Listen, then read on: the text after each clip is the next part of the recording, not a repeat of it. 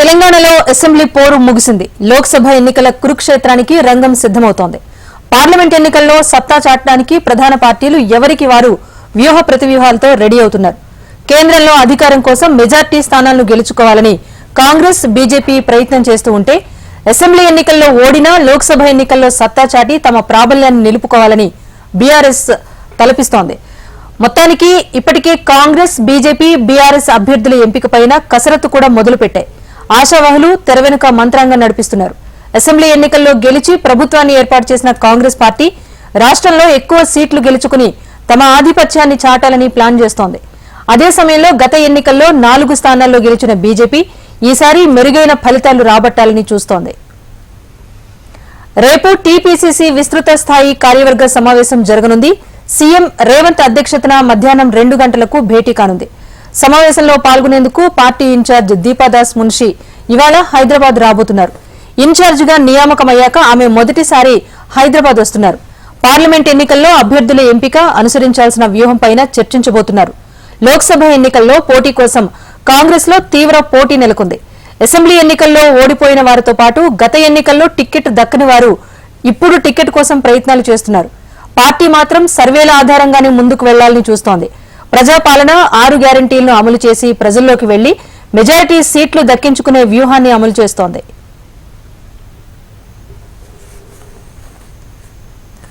మరోవైపు 17 లోక్సభ స్థానాలకు అభ్యర్థుల ఎంపికపైన బీజేపీ ఇప్పటికే కసరత్తు ప్రారంభించింది. కేంద్రంలో మూడోసారి అధికారంలోకి వచ్చే అవకాశం ఉందన్న జాతీయ నాయకత్వం అంచనాలతో తెలంగాణ బీజేపీలో ఉత్సాహం కనిపిస్తోంది.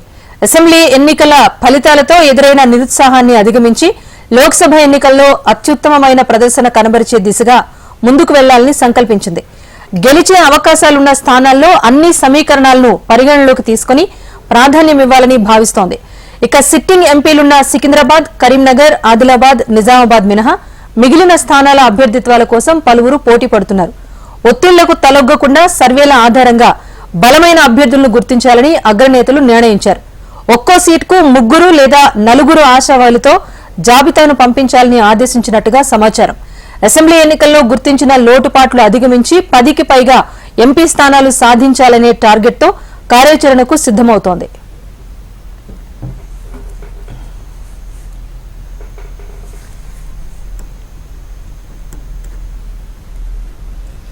జాతీయ పార్టీలకు ధీటుగా లోక్సభ ఎన్నికల్లో గెలుపు బావుట ఎగురవేయాలని చూస్తోంది బీఆర్ఎస్ పార్టీ. అసెంబ్లీ ఎన్నికల్లో ఓడిపోయినా ప్రజల్లో తమ పార్టీ పట్ల ఏమాత్రం ప్రజా ఆదరణ తగ్గలేదు అనే మెసేజ్ ను పంపించాలని ప్రణాళికలు రచిస్తోంది. అసెంబ్లీ ఎన్నికల్లో జరిగిన తప్పులు జరగకుండా జాగ్రత్త పడుతోంది. ప్రజా వ్యతిరేకత ఉన్న సిట్టింగ్ అభ్యర్థులను మార్చివేసి ఇతరులకు అవకాశం ఇవ్వాలని కార్ పార్టీ అయితే చూస్తోంది. ఇప్పటికే బీఆర్ఎస్ అధినేత కేసీఆర్ అభ్యర్థుల ఎంపిక ప్రక్రియ కూడా మొదలు పెట్టేశారు. ఓవరాల్ గా లోక్సభ ఎన్నికలకు సంబంధించి అన్ని పార్టీల నుంచి ప్రిపరేషన్ ఎలా ఉంది, దీనికి సంబంధించి ఇటు కాంగ్రెస్ ఆఫీస్ గాంధీ భవన్ వద్ద మా ప్రతినిధి నాగరాజు ఉన్నారు, మాట్లాడదాం. నాగరాజు, చెప్పండి, మొత్తానికి లోక్సభ ఎన్నికల్లో కూడా అసెంబ్లీ ఎన్నికల్లాగానే ఒక త్రిముఖ పోరు కనిపిస్తోందా? అన్ని పార్టీలు కూడా ఎలాంటి వ్యూహాలతో ముందుకు వెళ్తున్నాయి? లోక్సభ ఎన్నికల కోసం కాంగ్రెస్ పార్టీ సమాయత్తమవుతుంది. ఇప్పటికే తెలంగాణలో కాంగ్రెస్ ప్రభుత్వం ఏర్పడిన తర్వాత వచ్చే పార్లమెంట్ ఎన్నికల్లో 15 స్థానాల లక్ష్యంగా పిసిసి ముఖ్యమంత్రి రేవంత్ రెడ్డి చాలా వ్యూహాత్మకంగా అడుగులు వేస్తున్నారు. ప్రభుత్వం ఏర్పడిన తర్వాత పార్టీకి సంబంధించిన కార్యక్రమాలకు కూడా అంతే ప్రిఫరెన్స్ ఇస్తున్నారు.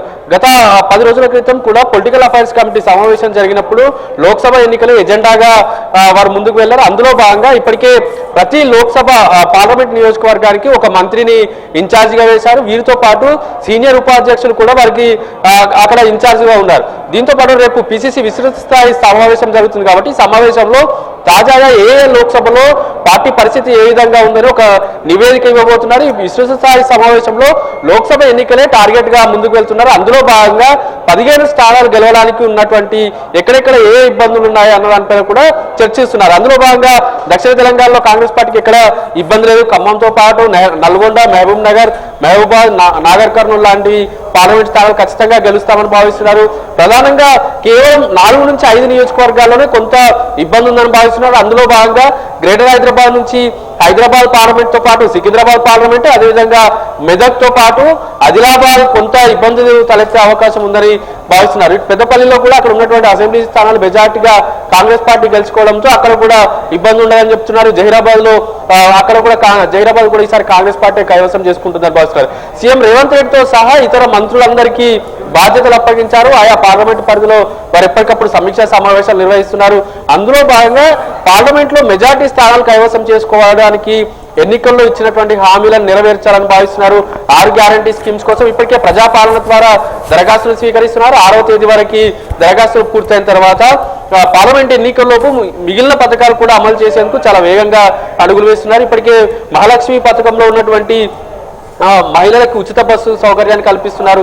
ఆరోగ్యశ్రీకి చికిత్సని 5 లక్షల నుంచి 10 లక్షలకి పెంచారు. కాబట్టి వచ్చే కొద్ది రోజుల్లోపు 2500 వరకు మహాలక్ష్మి కింద ఉన్నటువంటి ఇచ్చడంతో పాటు ఇతర పథకాలను కూడా వేగవంతంగా అమలు చేస్తే ఓట్లన్నీ కాంగ్రెస్ వైపు వస్తాయి. ఖచ్చితంగా మెజార్టీ స్థానాలు కైవసం చేసుకోవచ్చని కూడా కాంగ్రెస్ పార్టీ భావిస్తుంది.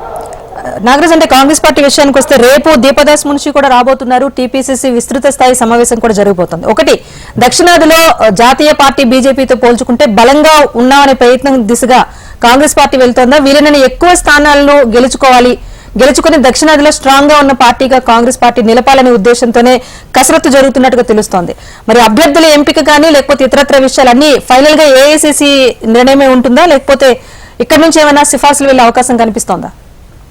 ఏసీసీ ఇన్ఛార్జ్ గా దీపదాస్ మున్షి నియామకమైన తర్వాత తొలిసారి హైదరాబాద్ వచ్చారు. కాంగ్రెస్ పార్టీ ప్రధానంగా దక్షిణ భారతదేశంలోని చాలా రాష్ట్రాలు, ఇప్పుడు కర్ణాటకలో కాంగ్రెస్ ప్రభుత్వం ఉంది, తెలంగాణలో కాంగ్రెస్ ప్రభుత్వం ఉంది, కేరళలో వామపక్ష ప్రభుత్వం ఉన్నప్పటికీ అలయన్స్ లో ఇండియా కూటమిలో ఉన్నారు. ఇటు డిఎంకే తమిళనాడులో వారు డిఎంకే ప్రభుత్వం ఉన్నప్పటికీ అక్కడ కూడా ఇండియా కూటమిలో ఉన్నారు. కాబట్టి మెజార్టీ స్థానాలు దక్షిణ భారతదేశం నుంచి కైవసం చేసుకుంటే రేపటి కేంద్ర ప్రభుత్వానికి సంబంధించిన విషయంలో ఇండియా కూటమి ఖచ్చితంగా విజయం సాధించాలంటే మెజార్టీ స్థానాలు దక్షిణ ఇండియా ఇటు సౌత్ ఇండియా నుంచి రావాల్సి ఉంటుంది. ఇందులో భాగంగా వాటి అధిష్టానం కూడా ప్రధానంగా తెలంగాణతో పాటు కర్ణాటక వాటిపైన ప్రధానంగా దృష్టి సారించారు. మరొకవైపు అభ్యర్థుల ఎంపిక విషయంలో ఇటు అసెంబ్లీ అభ్యర్థుల ఎంపిక విషయంలో ఎలాంటి స్ట్రాటజీని ఉపయోగించారో ప్రస్తుతం కూడా అలాంటిదే ఉపయోగిస్తున్నారు. సంక్రాంతి లోపు అభ్యర్థులను ప్రకటించాలని భావిస్తున్నారు. జనవరి చివరిలోపు పూర్తి స్థాయిలో అభ్యర్థులను ప్రకటించేందుకు సమాయత్తం అవుతుంది. అందులో భాగంగా ఒక్కో నియోజకవర్గం నుంచి దాదాపు 5 మంది కీలక నేతలు బరిలో ఉన్నారు. అందులో వారు ముఖ్యంగా సీనియర్ నేతలు ఉన్నారు, అసెంబ్లీ ఎన్నికల్లో టికెట్ దక్కించుకున్నటువంటి నేతలు ఉన్నారు, వీరితో పాటు మొన్న పోటీ చేసి ఓడిపోయినటువంటి నేతలు ఉన్నారు. కాబట్టి అధిష్టానం వద్ద ఇప్పటికే ఫైల్ వెళ్ళింది, ఎవరెవరు పోటీ చేస్తున్నారు అన్న దానిపైన కూడా కొంత చర్చ జరుగుతుంది. కాబట్టి వచ్చే వారం 10 రోజుల్లోపు పూర్తి స్థాయిలో ఒక జాబితా విషయంలో కొలికి వచ్చే అవకాశం అయితే కనిపిస్తుంది. Right, thank you Nagaraju. మొత్తంగా అయితే ప్రజల్లో ఉన్న సానుకూలతను, అసెంబ్లీ ఎన్నికల్లో పొందిన ఫలితాలను కంటిన్యూ చేయాలని కాంగ్రెస్ పార్టీ భావిస్తూ ఉంటే తక్కువ ఓటింగ్ పర్సంటేజ్ తో వెనకబడినా కూడా బీఆర్ఎస్ పార్టీ కూడా అదే స్థాయిలో ఆశిస్తోంది. ప్రజల్లో ఇప్పటికీ కూడా సానుకూలత ఉంది. సో లోక్సభ ఎన్నికల్లో తమ సత్తా చూపిస్తామని చెప్పి ఇటు బీఆర్ఎస్ కూడా ప్రణాళికలు సిద్ధం చేస్తోంది. ఇప్పటికే పలు భేటీలు కూడా వర్కింగ్ ప్రెసిడెంట్ నిర్వహించారు. దీనికి సంబంధించి బీఆర్ఎస్ పార్టీ వ్యూహాలు ఎలా